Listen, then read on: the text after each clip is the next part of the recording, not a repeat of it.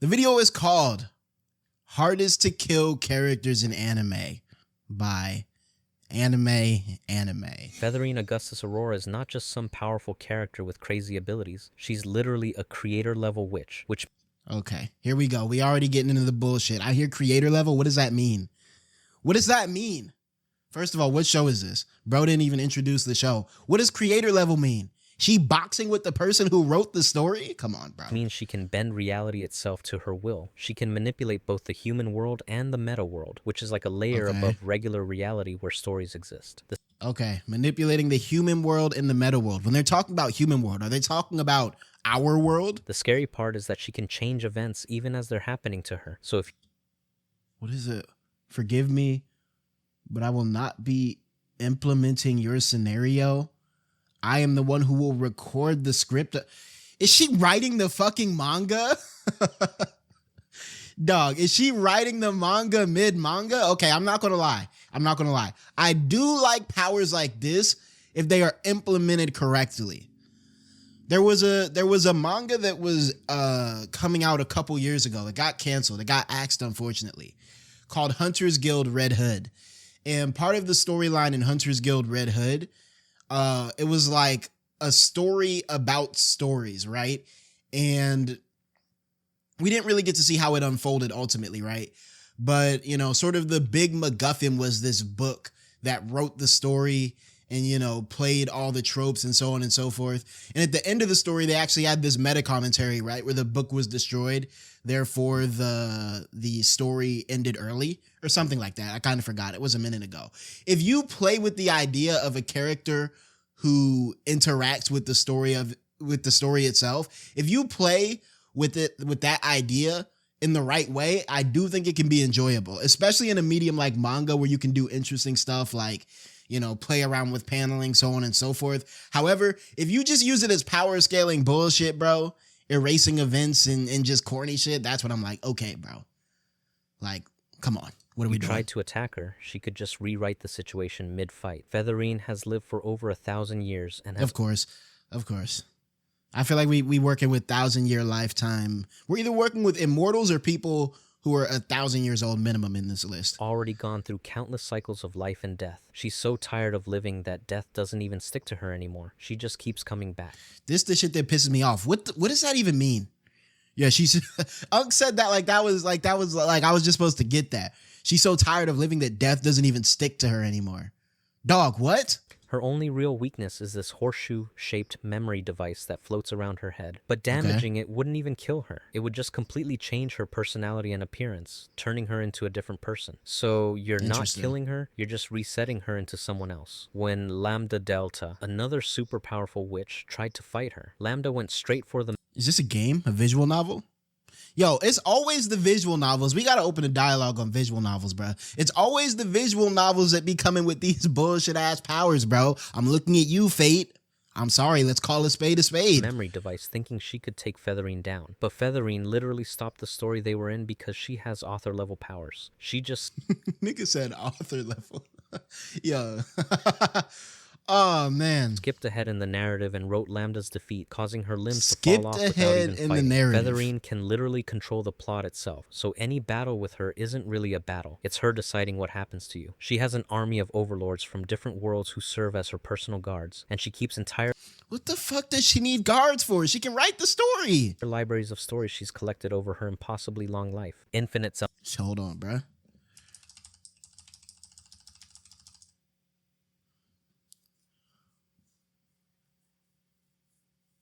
Let me chill. Infinite Let's move on. Infinite Zamasu. Now,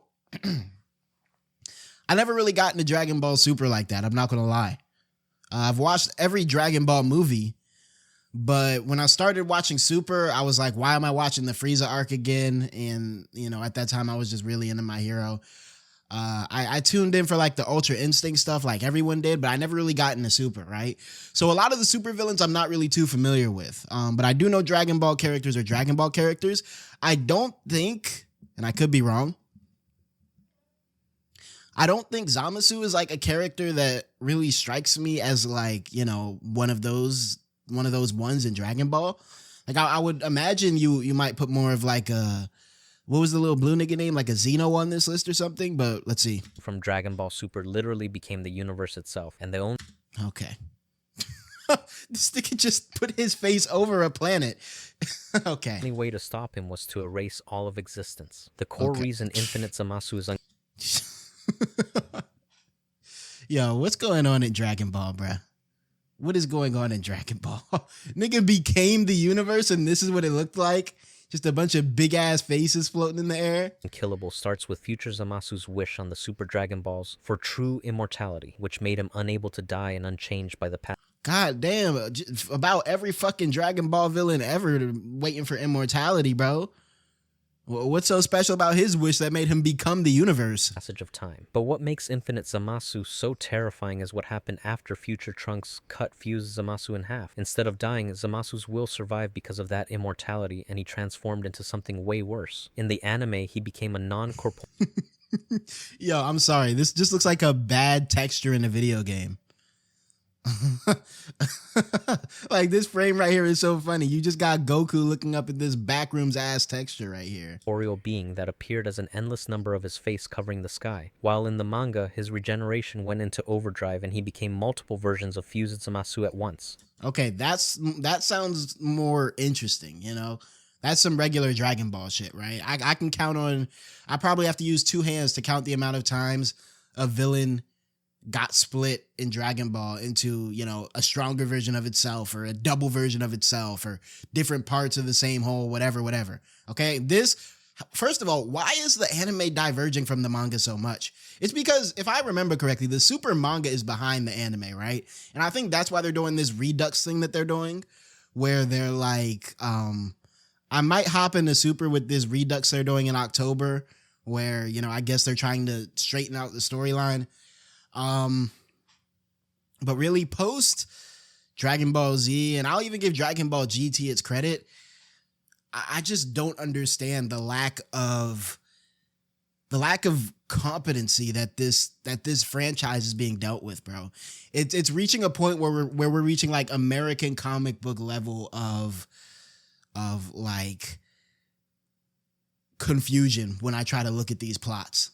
According to Gowasu, Zamasu deliberately cast aside his physical body so he could become one with the very fabric of the cosmos itself, spreading his twisted idea of justice across all of reality. The really broken part about this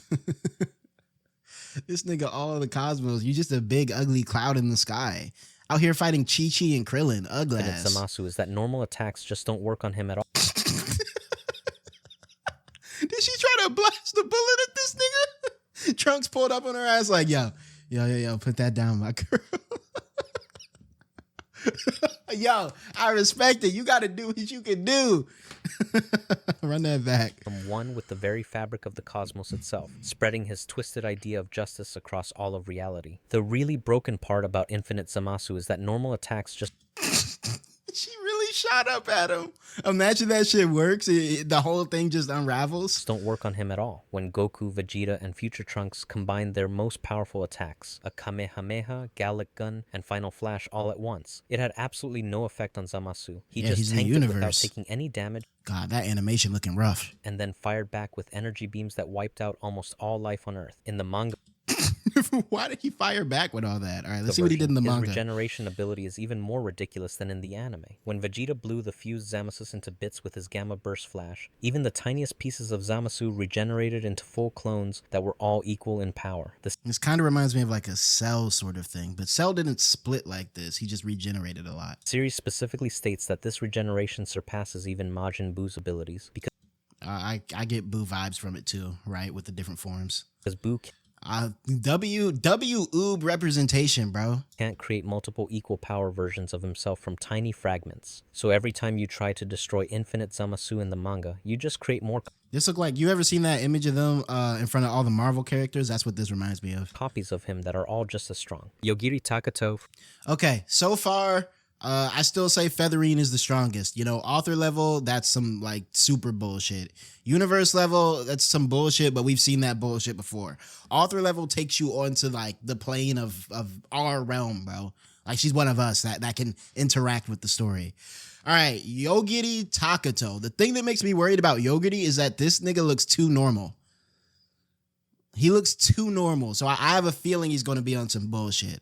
All right, let's see what's good with Yogurt. From instant death is probably the most frustrating character to even think about fighting, because the entire concept of his power is that you literally cannot kill him. His ability... Okay. That's immortality. He Is not just won't horrible. allow it. His signature power is instant death, which lets him kill anything and everything with a single thought. But the real reason... Niggas watch this? Nigga, okay, no, let's maybe it's like a Death Note sort of, like, this doesn't have to be a horrible power. This doesn't have to be a horrible power. You can do some interesting explorations of, like, you know, of morality with this sort of ability. He's unkillable is his automatic defense system. Even if an opponent is faster than what Yogiri can physically react to, his power activates automatically and kills them before any harm is done to him. This, you know, I'm starting to get the feeling that this probably isn't a this probably isn't the type of show that really goes into the morality of this ability, bro. What type of fucking setting is this show, bro? Why the fuck is a dragon flipping over a Greyhound bus? Yo, what am I looking at right now?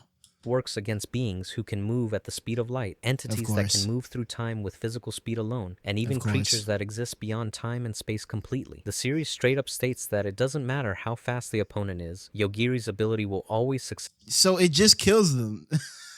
Okay, maybe, well, like, what's the distance? Maybe you have to be, like, visible to him. You know, there are some weaknesses here. If he can't see you, successfully kill how is he going to kill you? This automatic defense was active even when he was a baby, and it keeps working when he's asleep too. What makes him truly impossible to kill is that his human form is just a vessel for something way more terrifying, an abstract eldritch being from a higher plane of course. Okay, that time I fucking reincarnated into an abstract eldritch. Man, get this bullshit out my face, bro. Existence that represents the end of all things. This true form has existed since the very beginning of everything and is omnipresent across all of space and time in every multiverse. No matter what kind of damage is done to Yogiri's human body, it means nothing to his true form, which will manifest to protect him if anything tries. So what do they do in the show? Where is the conflict? Fuck a conflict, bro. Like, what happens episode by episode? Well, how do they pass the time? No way this shit got more than 12 episodes. What do they fill 12 episodes of this bullshit with, bro? To kill the vessel for good. When one character tried using a time stop ability to kill him, Yogiri's true form could still act during the stop time and kept the attacker in check. According to the ultimate god in the series, it's impossible to... Yo, she need to hit the ultimate barber in the series, bro. What the fuck are these bangs, bro? Single little bangs having ass girl. Man,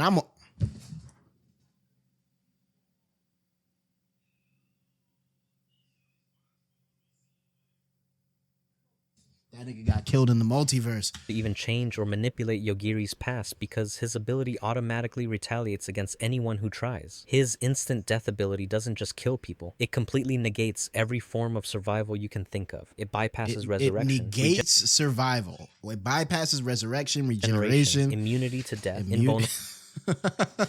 Yo, this has to be a parody, bro.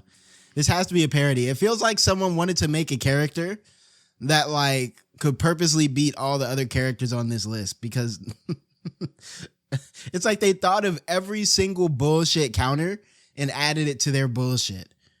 Japan is crazy with the way their media ecosystem works, bro, because we are looking at this shit. We are looking at an anime of this shit, right? That means this had to go through some form of literature. This gives me web novel vibes, but maybe it was a manga. This had to go through some form of literature and have one, maybe two adaptations before someone decided to invest hundreds of thousands of dollars into bringing this into the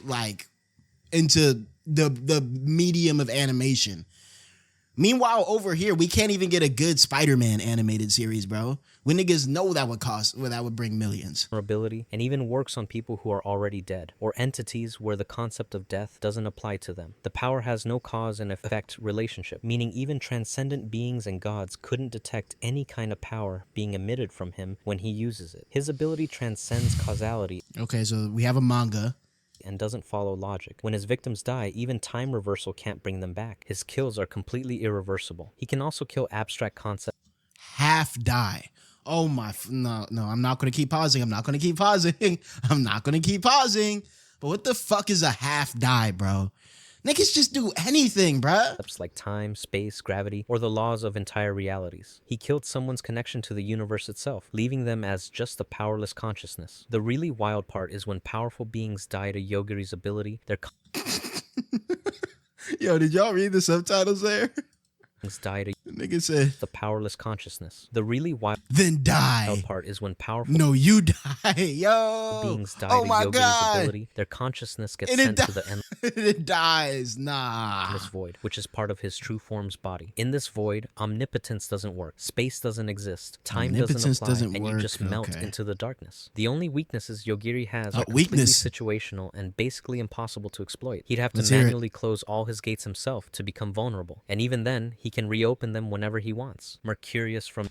Okay, are we putting him over Featherine? Excuse me. What's the concept of the video? Hardest to kill? It's hard to say though, because can't an author like write his powers out of the story? There's no point in trying to talk through this. I'm not gonna lie. It's going to be a paradox no matter what. Mercurius. All right. I mean, I like his fit. He looks cool. 𝙏𝙖𝙡𝙠 is hard to kill that even he can't kill himself, which is the entire problem. He's a hegemony god known as the Fourth Heaven, and he's been sitting on the throne longer than any other god in the series. Okay, this one sounds kind of interesting. This one sounds interesting. Let's let it play. At least 30,000 to 40,000 times Nayuta years, which is an absolutely... What the fuck is a Nayuta year, bro? Insane amount of time. The reason he's basically Whoa. Oh, my fault right. That has different meanings across the pond, bro. I just let's keep it pushing, you know. That symbol that's the Buddhist symbol, you know. Yeah, or like the Hindu symbol, something like that. Killable comes down to his law called eternal mercurial. Oh no. Never mind. I don't know if this is supposed to be the Buddhist symbol, man. Never mind. I tried to give them benefit of the doubt, bro. You never know with Japan, bro. You never know.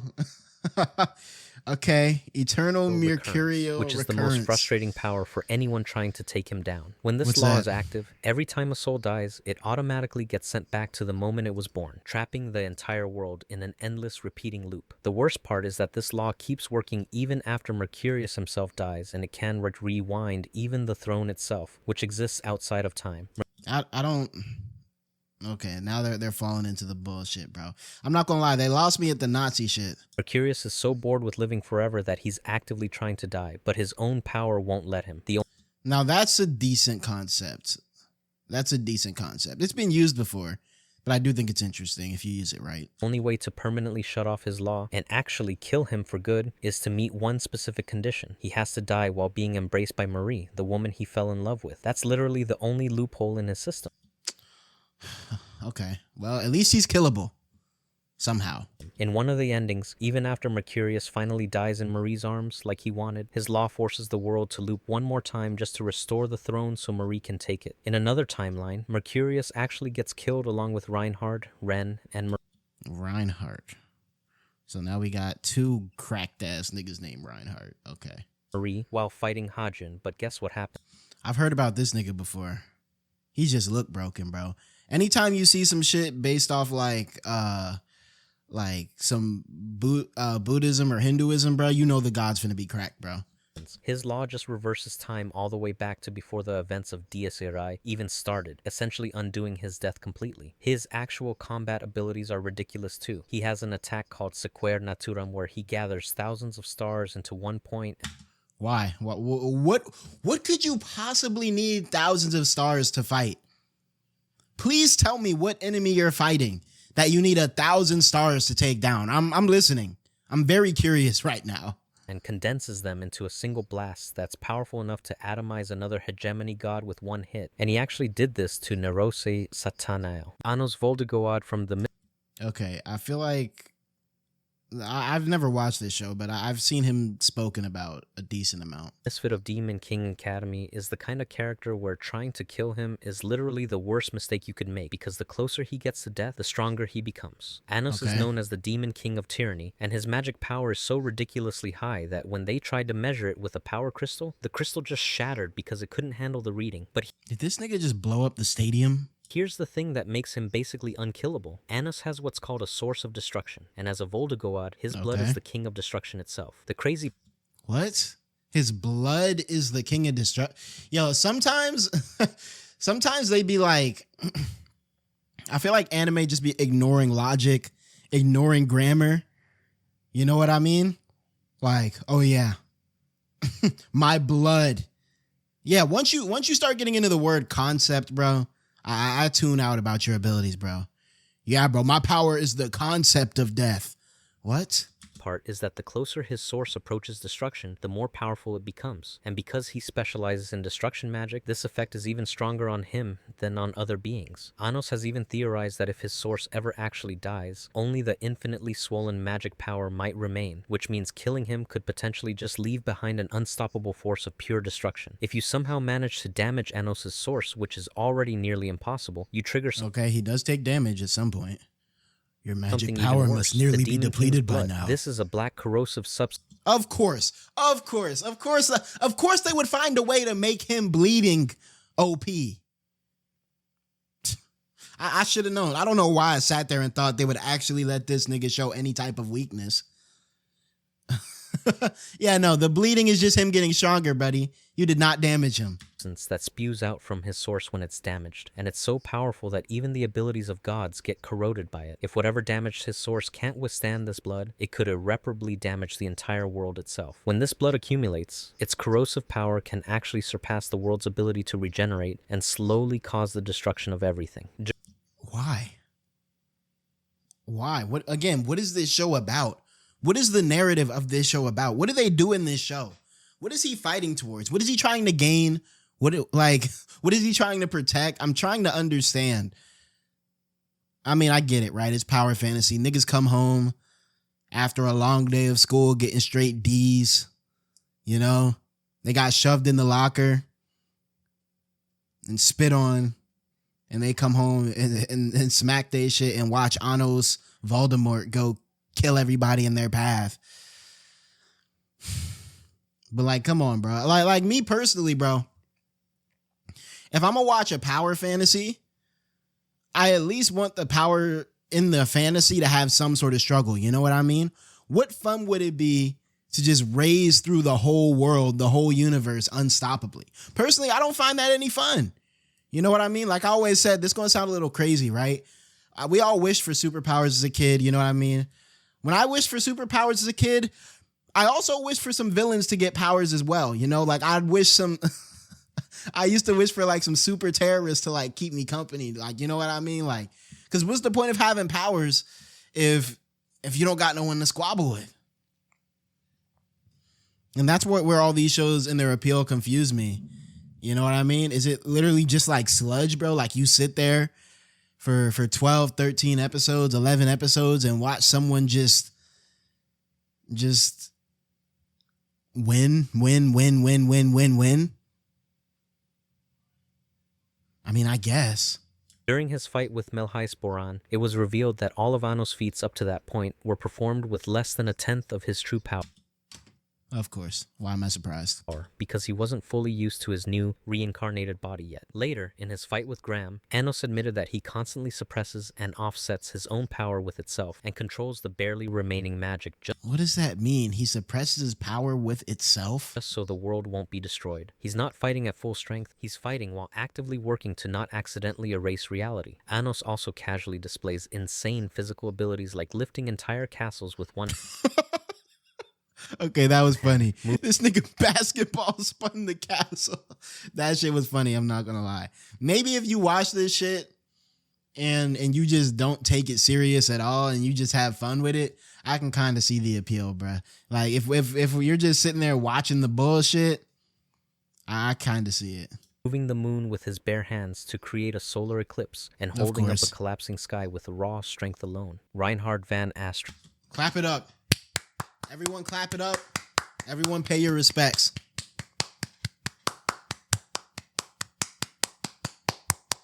Now, the thing I like about Reinhardt, right? Because I realized I never fully explained why I like Reinhardt over like all these other hacks gods. First of all, I don't even think Reinhardt's hacks are as crazy as some of the shit we see on this list. I'm looking at Featherine, Okay, fucking author level, whatever that means.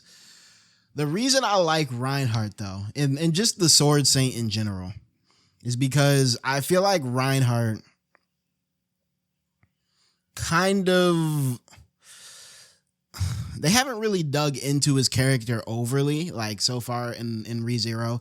And so I still don't 100% know where they're going to go with it. But I think they might. I find it intriguing that Reinhardt uses his power in, what am I trying to say? First of all, I don't think he's overly cracked like all the rest of these people.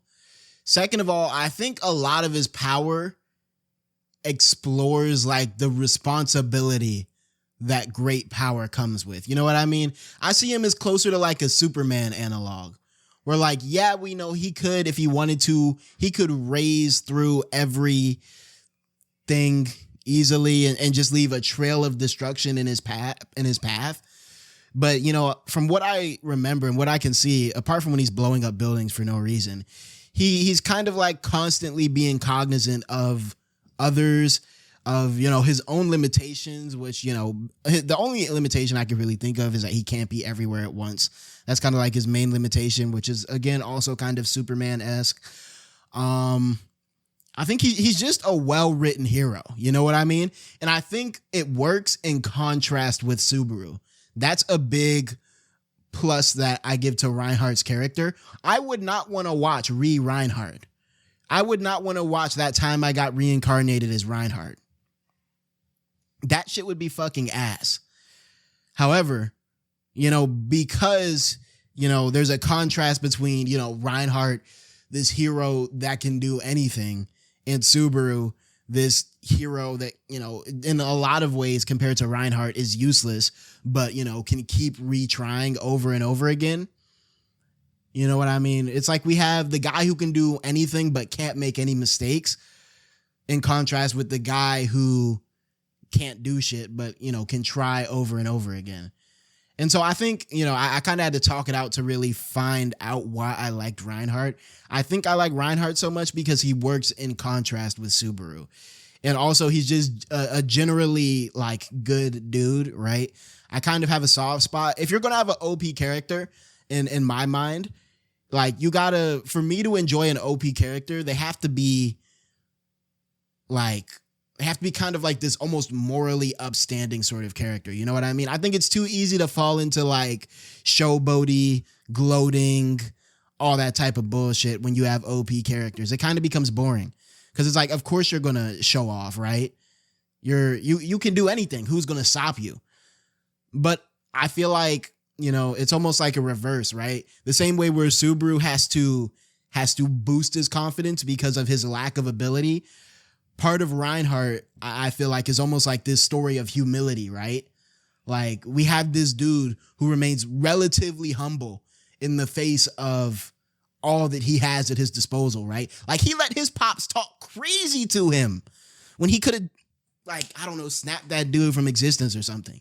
And I think a lot of characters on this list would take that sort of path. Whereas Reinhardt, you know, from what I've seen, is just a genuinely upstanding dude. And being that with the amount of power he has is a challenge in and of itself. I think that's why I like Reinhardt so much. Anyway, let's see how cracked he is.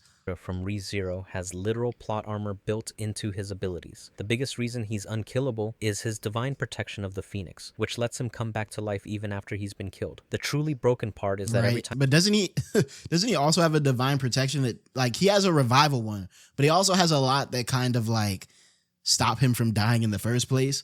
Like a bunch of no damage blessings and shit. Time he revives, he gets another copy of this divine protection, which means he can just keep dying and coming back over and over again. But that's just the start of his ridiculous survival ability. Reinhardt has the power to request any divine protection he feels like he needs in a specific situation and keep request is crazy. Can they say no? Keep them permanently. According to one character who calculated it, Reinhardt has at least 251 divine protections, and that number keeps growing whenever he feels like he needs more. So like, why don't he just sit there being like, yo, give me if I was Reinhardt, I'd just sit there and keep stacking them. I'd come up with some bullshit like, yo, I wish I had the divine protection to defrost that chicken in the kitchen in a second. But again, it goes into his character. Yeah, him not being greedy, him kind of having like humility. That's kind of why I like his character. Means he can literally gain whatever ability he needs to survive any situation thrown at him. His Like I said, defensive he has abilities that. are absolutely insane and cover pretty much every way you could think of to kill someone. He has a divine protection that makes projectiles curve around him like there's a barrier wrapped around him, so Bullshit. shooting him won't work. He reduces the effectiveness of all magic by 80%, and he's completely immune to Only 80? Hold on, that might be, I don't know. magical buffs, debuffs, curse arts, diseases, toxins, poisons, drugs, and alcohol. He cannot be ambushed thanks to his divine Just stood there and watched the blade curve around him. protections, and he's unable to be hit by the first strike at the start of combat. I forgot about that bullshit, bro. He can never get... Nigga said he never getting one tapped, bro. You can tell he gave himself that ability, bro. He got one tapped once as a kid or something and said, yeah, I'm never getting one tapped again. Never. Give me the blessing of one taps not working or some bullshit like that. Unless he allows it or physically can't avoid it. Even if you somehow manage to damage him, spirits are so attracted to him that whenever he's in an area with spirits, they'll automatically move on their own to heal him. The healing rate is Glaze. so fast that he can recover entire missing limbs that have been completely destroyed. To make things even more unfair, Reinhard has a defective gate that absorbs mana from the atmosphere, which means everyone within a certain distance of him becomes unable to use magic because all the mana diverts to him instead. Nigga absorbing the magic out the air. Hey, bro, let me hold all this real quick. All right, Akuto Sai. Akuto Sai from Demon King Daimao Here we go with another fucking Demon King. is destined to become the Demon King, and that destiny comes with some seriously overpowered abilities that make taking him down nearly impossible. Okay, no, I was going to ask if they explore, maybe the weight on his shoulders, with his destiny to become the Demon King. All I had to see was this expression right here with the edgy ass, one side of the hair going down, covering the eye, to know that this show was on wasn't on shit, bro. That's all I had to see. First major problem anyone faces when trying to kill Akuto is his healing factor. His body can recover rapidly from injuries, which already puts him way above normal humans in terms of survivability. But the real issue is that Akuto possesses unparalleled magical power that's so vast, it often manifests unconsciously, meaning even when he's not trying to defend himself, his power automatically kicks in and causes destruction around him. This happened multiple times in this. Okay, that's one of the better uses of this overpowered trope that I've seen on this list so far. Series where his terrible control of mana caused massive explosions of energy without him even meaning to do it. So if you're trying to attack him, you're dealing with someone whose power responds on its own before he even realizes he's in danger. See, I'm getting kind of like Raven vibes from him, like Raven from the Teen Titans. If they kind of go that route with his strength and his power and how he uses it, and you know what I mean, it's more of a story about him like learning to control his power and not go down the Demon King path. That could be pretty interesting. His demonic nature enhances his physical capabilities way beyond normal humans, giving him superhuman agility, Yo, that boy super cranking his shit. Strong arm having ass boy. speed, and resilience that let him take hits that would destroy regular people. He's strong enough that he casually crushed the bones of multiple thugs when he was ambushed, and he can manipulate energy to create powerful blasts and barriers that can disintegrate large-scale threats. But here's where it gets really unfair. As a Demon King, Akuto has authority over demonic entities and can summon them at will, meaning even if you somehow get past his personal defenses, you're now dealing with an army of demons he can call up. That's a cute ass demon. Big ass dog. The dragon Peterhausen literally fought Akuto lost and swore to live under his command. The most broken part of Akuto's survival ability is his reality alteration power. There we go. I was waiting for it. I was like, okay, he seems strong. He doesn't seem like overly strong like some of these niggas though. That's all I needed to hear. Reality alteration. I knew it was coming. As his abilities mature throughout the series, Akuto gains the ability to alter reality itself, which is described as a reflection of his status as the apex of magical beings. This means that at his peak, Akuto can literally reshape reality according to his will, though it requires precise control. Rimuru Tempest is... Okay. Honestly, should I watch the Rimuru segment? I don't really care about power spoilers. Honestly. Should I? Don't do it.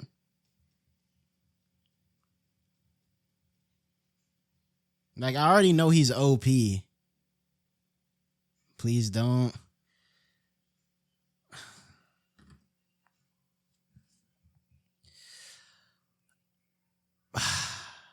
All right. I won't. I'll control myself. Tiamat. All right.